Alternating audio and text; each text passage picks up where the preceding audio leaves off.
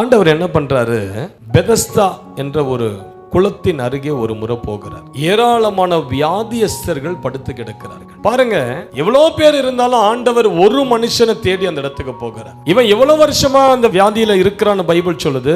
38 வருஷமான வியாதி, வாழ்க்கையே போச்சு. எனக்கு ஆச்சரியம் என்னன்னா, 38 வருஷமா இவன் எந்த நம்பிக்கையில அங்க படுத்து இருந்தானே தெரியல. ஏன்னா 38 வருஷமா இவன் குளங்கள் அநேக முறை கலங்குகிறதை இவன் பார்த்திருக்கணும். அநேகருடைய வியாதியஸ்தர்கள் சுகமாக்கப்பட்டதெல்லாம் பார்க்கிறான். பக்கத்துலதான் இருக்குது தண்ணி. அந்த தண்ணியில இறங்கிட்டா இவன் குணமாயிடுவான் இவனுக்கு நல்லா தெரியும். ஆனா அவனுடைய இடத்திலிருந்து இவனால எழுந்திருக்கவே முடியாத அளவு இவனுடைய உடம்புல ஒரு கட்டு, அசையவே முடியல.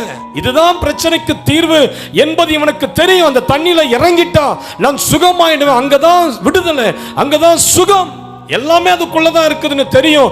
ஆனால் தன் இருக்கிற இடத்தை விட்டு சிறிதளவும் நகர முடியாத அளவு இவனுடைய வாழ்க்கையின் சூழ்நிலைகள் இவனை கட்டி வைத்திருந்தது.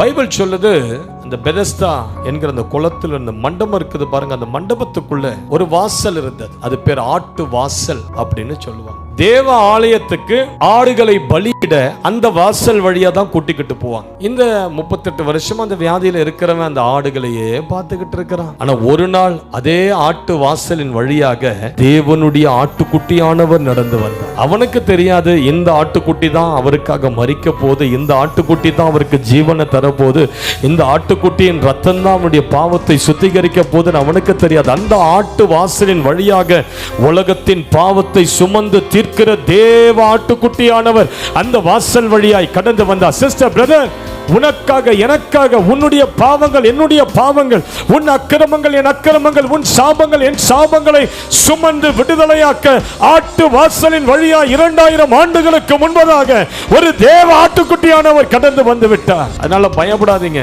கல்வாரி சிலுவையில் ஆண்டவர் எல்லாத்தையும் முடிச்சிட்டார். இனிதான் கர்த்தர் புதுசா அந்த பூமியில செய்ய போறாருன்னு இல்ல. கல்வாரி சிலுவையில ஏற்கனவே ஆண்டவர் என்ன பண்ணுவாரு, எல்லாத்தையும் முடிச்சிட்டார். இப்ப உங்களுக்கு தலைவலி வருதுன்னா நீங்க போய் தலைவலிக்கான மருந்தை தயாரிக்க வேண்டியதா? தயாரிக்கணுமா? இல்ல, அது ரெடிமேடா ஏற்கனவே விக்குது. அதை வாங்கி சாப்பிட்டாலே போதும், தலைவலி போயிடும். புரியுதுங்களா?